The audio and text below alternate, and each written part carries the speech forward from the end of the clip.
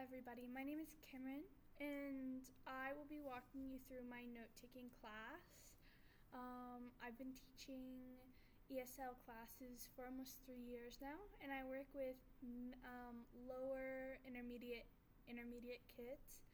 A lot of the projects we do are based around research and essay writing. So today I'm going to be going through my slideshow of taking notes and gathering information.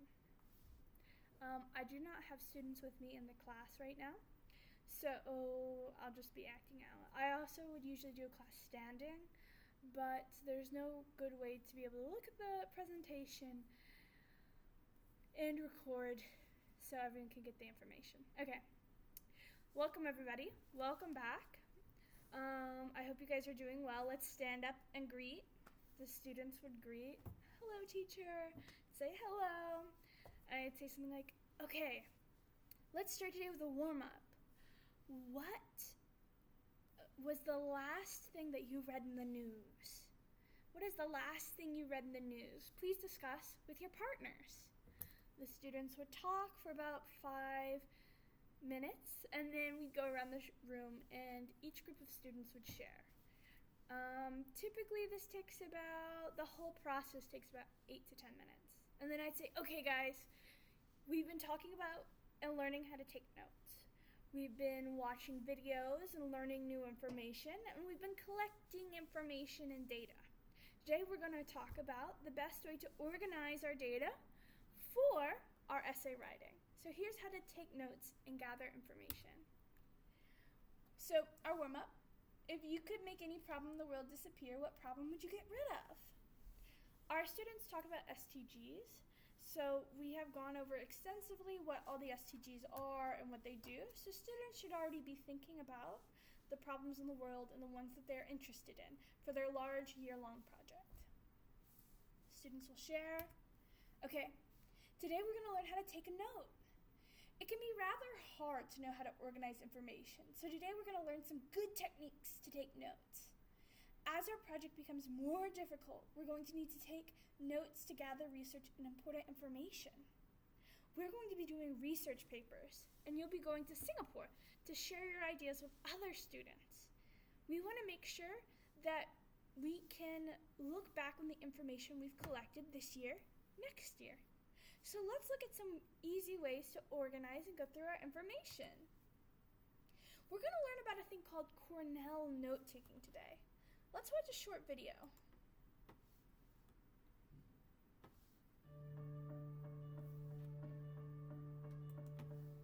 Hi, welcome to this Mometrics tutoring session on how to write Cornell notes. Now, we're just going to start with a sheet of paper, like you would for any type of note-taking. Can everyone please get a piece of paper out, like the one you see on the screen? It can be any type of sheet of paper. It might even have lines, and that's okay, as long as you have it large enough that you can take normal notes on. You're going to go ahead and take your sheet of paper. Now divide it into 4 quadrants or sections, just like this. Make sure you have only a little bit at the top, enough for maybe 1 or 2 lines at most. On the side, you're going to have a couple inches for writing, maybe small notes, and on the bottom, you're going to have about the same size. Now, okay, guys, can we draw what he's shown us on your pieces of paper, please? on the far right is going to be your largest section, and that's where most of your main notes are going to go. So keep that for later, okay? After you've created those 4 sections, go ahead and at the top, title these notes. We want to make sure that all of our notes are going to be titled. We want to understand when and why we took these notes. So everyone, let's follow along with the video and write our name, our topic, and the date. So whatever helps keep your mind or your notes organized, go ahead and put that information, whether it be your name, a class that you took, the subject of these notes, the date, whatever helps you, go ahead and do that. After you've documented at the top of the page with those 1 or 2 lines about your name, the class that you took, or whatnot, you're going to go ahead and take your main notes. Now those go in the big section over on the right-hand side. Don't be afraid, however, to space those notes out. Kind of synthesize a little bit. Don't write every single word that you hear or read or watch in a video. Go ahead and try to just put the most important information there. Also, give yourself leeway. Skip every other line in case you have to come back and edit or put some notes inside those margins. Don't be afraid to space it out. Give yourself some room. As soon as you finish.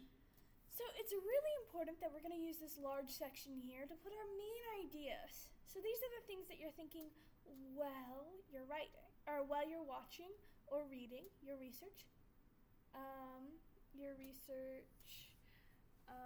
Sources. So this could be a video, it could be an article, it could be a book. But the things that you think are important, we're going to put in our main section here. Finish taking the bulk of your notes over on the right-hand side, you're going to go and take some time to review and clarify. This simply means you're reviewing the notes that you. We'll go through the rest of the video as a class. I'll explain. In this section, we're going to put our main ideas, our main points. These are going to be things like dates, important facts, and, in connections you're making to the other work you're doing. And then the last section, the most important, is our summary. We've spent a lot of our first semester summarizing. Oh, we're going to put that skill to use.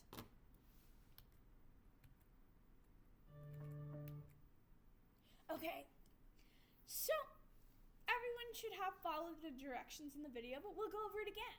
We're going to have one piece of paper. And we're going to divide it into 4 sections. We'll have a small section at the top, a big section on the middle, a little section on the side, and a small section at the bottom. Does anyone remember, what is this top section for? Please let me know. Students would answer. We'd probably get a couple wrong answers.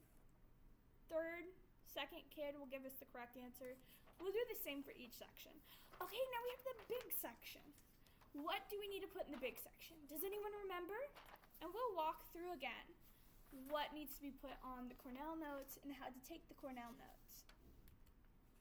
Okay, so guys, we've prepared one with the video.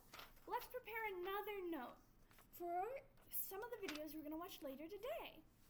The rest of the class would be, the next 5 to 10 minutes. I would stand up, walk around, check students' work, make sure that they have titled and date at the top, they've drawn the correct format, and that they understand what needs to go in each box.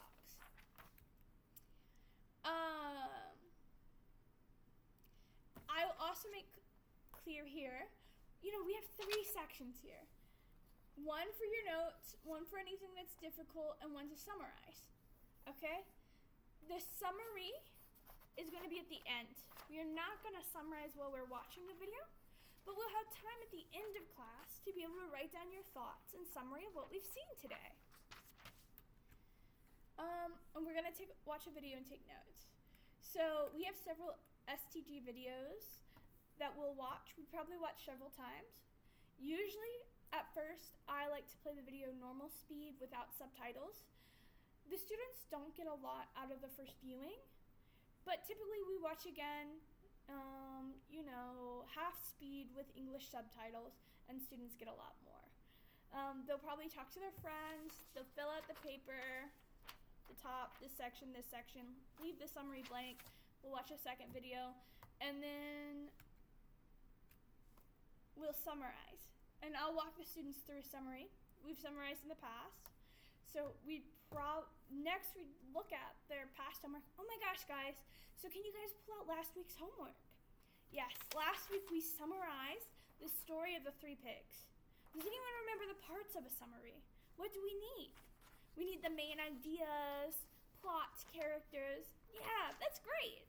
That's a perfect thing for fiction. Now we're looking at things that are non-fiction. Facts and information. How do you think we can summarize this? I give them time to talk in groups, walk around. Some students, with these types of classes, I think it's really important to understand that there's going to be variation in what students say and give, and I think the variation is really important. At least in the Japanese school system, students don't have a lot of time to think for themselves and to come to their own conclusions. In English class, there is a lot of teaching them how to come to their own conclusions and how to develop their own ideas. So that is being taught simultaneously with English itself. which can be difficult. A lot of students don't have the ability to think of topics, don't have the only skill set that they have starting the class is being given an English essay and finding information that they're asked to find. And to develop writing skills and to develop free thinking skills, we really need to walk them through every single step. And I think when I was new to this, it was really difficult to understand that they didn't have that basic ability. So yes, they would summarize, and I would tell them to hold on to this paper.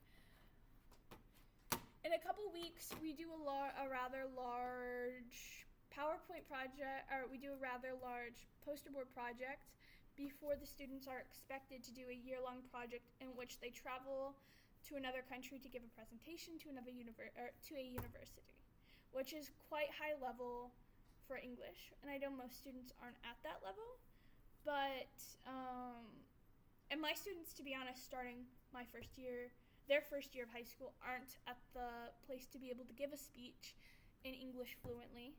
And so we cover rather difficult topics very quickly in order to prep kids to be able to deliver a 10-minute speech in a foreign country. Thank you guys for listening to my class. I hope that it was helpful. Thank you.